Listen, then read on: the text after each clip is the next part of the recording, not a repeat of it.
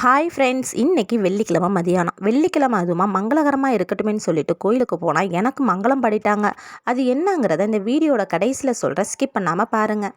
இந்த கோயிலோட நடை 11:30 மணிக்கெல்லாம் க்ளோஸ் பண்ணிடுவாங்க. அப்படிங்கிறதுனால நாங்கள் வேகமாக கிளம்பி போனோம். ஆனால் பார்த்தீங்கன்னா வெள்ளிக்கிழமை மட்டும் 12:30 மணி வரைக்கும் திறந்துருப்பாங்களாம். அதனால நாங்கள் மெதுவாகவே சாமி கும்பிட ஆரம்பிச்சிட்டோம். எல்லாரும் அந்த தொட்டியை ஆட்டி விட்டாங்க. சரி நாமளும் ஆட்டி வைப்போமே அப்படின்னு சொல்லிட்டு தொட்டியை ஆட்டி விட்டுட்டு ஒரு பாட்டிமாட்ட இது என்ன தொட்டிமான்னு கேட்டதுக்கு அந்த பாட்டிமா என்னை மேலங்கிலையும் பார்க்க ஆரம்பிச்சிட்டாங்க. பார்த்துட்டு நீ இந்த ஊர் இல்லையாம்மான்னு கேட்டாங்க. ஏன் பாட்டிமான்னு கேட்டதுக்கு இல்லைம்மா அது பேர் தொட்டி இல்லை தூரிகை அப்படிங்கிறாங்க. அதுக்கப்புறமா சாமி கும்பிட வந்தப்போ அங்கே நிறைய பேர் கும்பலாக நின்றுக்கிட்டு இருந்தாங்க. என்னன்னு கேட்டதுக்கு பூ போட்டு பார்க்குறோமா அப்படின்னு சொன்னாங்க. பூ போட்டு பார்க்குறாங்க அந்த நல்ல விஷயத்துக்கெல்லாம் போட்டு பார்ப்பாங்க பார்த்தீங்களா, அது மாதிரி போல். அதுக்கப்புறமா வெளியில் வந்து பார்த்தா இந்த அபிஷேகம் செய்யப்பட்ட பால் வந்து ஒரு ஓரமாக இருந்துச்சு. வேணும்னா நாமளே எடுத்து சாப்பிட்டுக்கலாம் போல். நாங்கள் அதை சாப்பிட்டுட்டு கோயிலை சுற்றி வர ஆரம்பிச்சிட்டோம். வந்துட்டு எப்போதும் போல் ஒரு செல்ஃபியை போட்டுட்டு நான் ஒரு விஷயத்தை தேட ஆரம்பிச்சிட்டேன். வர நம்ம பிள்ளையாரப்பா காணுமே அப்படின்னு சொல்லிட்டு இதுதான் பிள்ளையாரப்பாவாக இருக்குமோ அப்படின்னு சொல்லி வந்து பார்த்தா அது நாகம்மன்.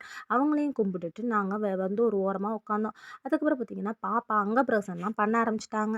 அவங்க பண்ணிட்டு இருக்கப்பே பார்த்தீங்கன்னா நான் ஒரு ஓரமாக நம்மளோட ஐட்டம் வந்துச்சு. ஆமாங்க, பிரசாதம் கொடுக்க ஆரம்பிச்சிட்டாங்க. அதை ஓடோடி போய் ஒரு கப்பு வாங்கிட்டு வந்துட்டு சாப்பிட்டுட்டு இருக்கப்ப அந்த பிரசாதம் கொடுக்குற அம்மா பார்த்தீங்கன்னா யாரையோ திட்டிக்கிட்டு இருந்தாங்க. எதுக்குடா திட்டுறாங்க அப்படின்னு பார்த்தா அவங்க அந்த பிரசாதத்தை எடுக்காமல் போயிட்டாங்களாம். நான் சுத்தமாக தாம்மா செய்கிறேன் அப்படின்னு சொல்லி அவங்களுக்கு கோவம் வந்துருச்சு. அதுக்கப்புறம் நாங்கள் வர வழியிலேயே ரைட் சைடில் பிள்ளையாரப்பா இருந்திருக்காரு. அதை நாங்கள் கவனிக்கலை. சரின்னு அவருக்கு ஒரு அட்டனன்ஸை போட்டுட்டு அண்ணன் இருந்தால் தம்பி இருந்தே ஆகணும் பார்த்தீங்களா, அவரும் பக்கத்திலே இருந்தார். அவருக்கும் ஒரு அட்டனன்ஸை போட்டுட்டு திரும்பி பார்த்தா பாப்பா முறையாக சாமி கும்பிட ஆரம்பிச்சிட்டாங்க.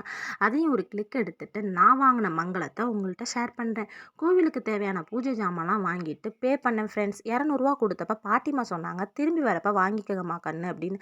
சரின்னு திரும்பி வந்து பார்த்தா பாட்டிமா எனக்கு நாமத்தை போட்டுட்டு போயிட்டாங்க.